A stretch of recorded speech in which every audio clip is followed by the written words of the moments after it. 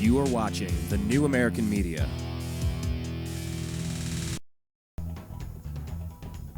You are listening to The Unhappy Hour sports radio show on thenewamericanmedia.com. Hello, everybody. Welcome back. This is Brian on the Unhappy Hour program. We are here on thenewamericanmedia.com. Check out our website, thenewamericanmedia.com.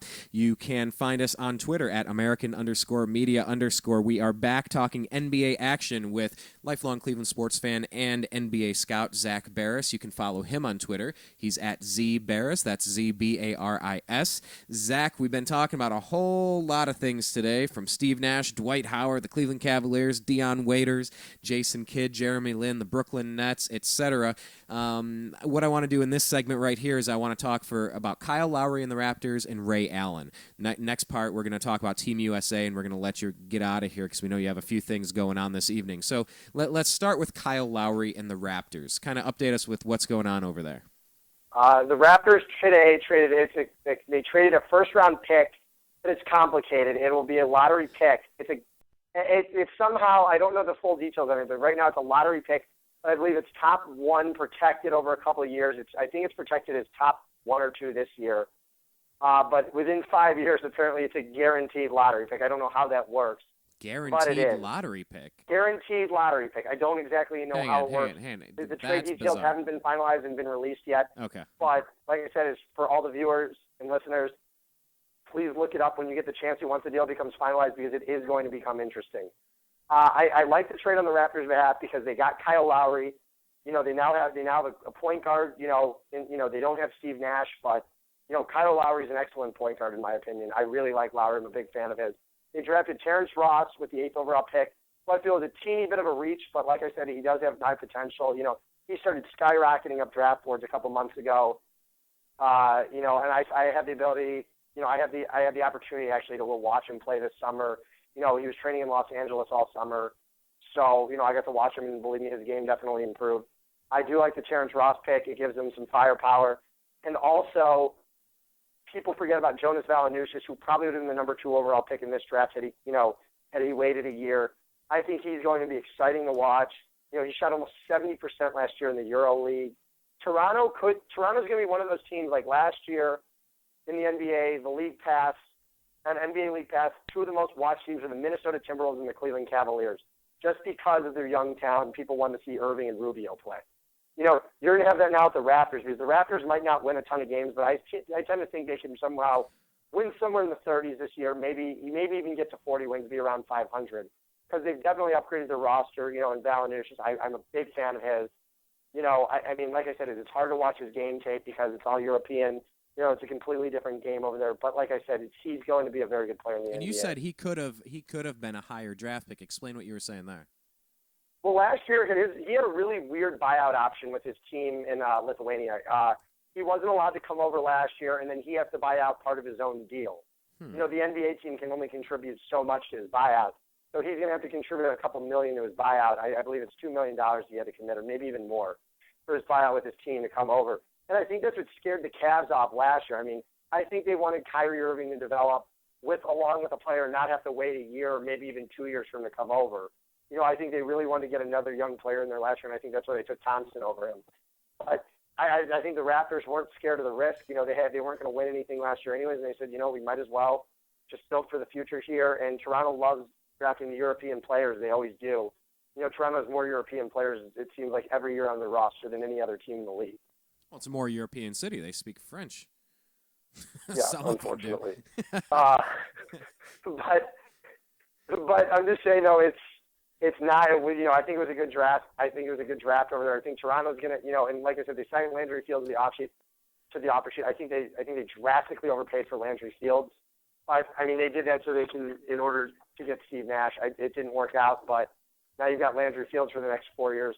Like I said, it's not going to be a championship caliber roster, but they'll be competing for a playoff spot this year as long as Jonas Valanciunas and Terrence Ross come along. If they're both decent players, they will be competing for a playoff spot. Now, I know that we were going to talk Ray Allen real quick before we move to Team USA and let you go, but I had one quick question. Well, what are your thoughts on Brandon Roy? Keep hearing about him. I know it's bone-on-bone cartilage on the knees. He retired. Now he's talking about maybe coming back. He still might need a surgery, but he's practicing and he looks okay. What are you hearing? What's your gut telling you about Brandon Roy? Because the Cavs seem to be players on that, and I almost forgot to bring that up. I mean, I think he could be a good fit on the Cavaliers. I mean, I think he'd be a good fit in Chicago. Definitely a team that needs a scorer could use him. Especially playing the 2 or the 3, could use a scorer on the wing, especially I think the Cavs are going to be desperate for help on the wing this year, especially I think Brandon Roy can provide some veteran leadership. He's not the star player he once was, which is definitely, it's unfortunate because he was such a good player in his day. Well, we're just Portland talking has dealt 3 with years ago. He was a great player. Portland has dealt with a lot of that the past few years, though, with really good players. That imagine had Roy been healthy and Odin never gotten injured. That would have been a championship team right there. Imagine if Carlos Boozer was on the Cavs when LeBron was there. I mean, yeah, I love playing the what if game. It doesn't get me anywhere, but I love playing. Well, I'm just saying.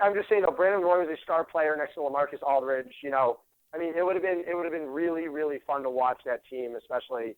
It was just, like I said, it's sad. It's just sad to see that Portland had so many misfortunes, happen to them, basically, to their players, and it's just too bad we never got to see a healthy Odin or a healthy Brandon Roy, because Brandon Roy back in his day was an excellent player. Right. Like I said, he could still be a very good player. It just, you never know. The legs and the knees. It's too hard. It's too hard. To predict what he's going to do. Like I said, if you're signing a 1 or 2 year deal, there's no risk. It's not like you're going to be paying him $10 million a year. Right. If you're signing a guy for $3 million a year and you have $20 million in cap space, go and use it on him. There's no reason not to. Well, that's a decent point. Especially because he's going to provide veteran leadership. He is a good player. He once was. He took a year off. Maybe his knees had time to heal. I think it's worth the low risk, especially for a team that has a lot of cap room. I just don't see why you wouldn't do it. Well, let's talk about a team that does not have a lot of cap room. That's the Miami Heat. I really will not get into all my feelings on that, but let's talk about it. They are hosting another player, Ray Allen, who has quite a few years on his knees, on his legs, on his ankles. And they're looking at him to join the Heat. We know that he is now the number 1 offseason priority from the Boston Celtics to return there. What is your gut telling you about Ray Allen's chances of, either going to the Heat or staying with the Celtics? Well, does he bail on his close friends and Kevin Garnett and Paul Pierce, and leave to take, less money to go to Miami? It's kind of a slap in the face to his friends, who he's been with for a while. But like I said, Boston just signed Jason Terry. It seems like they're moving on. But, and they have Avery Bradley. People seem to forget about Avery Bradley, who had an excellent year when Ray Allen moved to the bench last year. So I really don't know what's going to happen. I tend to think he's going to slide to Miami. But you never know. That gut feeling at the very end, you always go, I just can't do this to Boston. I really can't. And Miami, in my opinion, has more pressing needs than Ray Allen. Shane Battier did an excellent job last year in the playoffs, shooting the 3. I mean, he was fantastic, in the playoffs last year. He really was. I wouldn't say all of the playoffs. I would say when it really, really, really counted. When it really counted in the Indiana series, when it really counted in the mid-1. And then in the last couple games of the Boston series, and definitely in the NBA Finals, he was unstoppable. That was Scott Brooks' fault. They couldn't cover him. They didn't game plan well enough defensively. But Ray Allen, like I said, he clearly lost a step this year. He had ankle problems. That's what happens when you're going to sign a 36-year-old player, And I don't even think it's Miami's number 1 pressing need. They need a point guard and they need a center before they need a shooting guard. So I think they're really just trying to build on what they had, because they realize they're not going to sign Chris Kaman for $3 million a year. Especially what big men are getting this offseason. Chris Kaman will not be signing for $3 million. I'd be shocked if he did. So it's really hard to say what'll happen. I think they do wind up with Ray Allen, but it's hard to say. You never know what happens with a player last minute.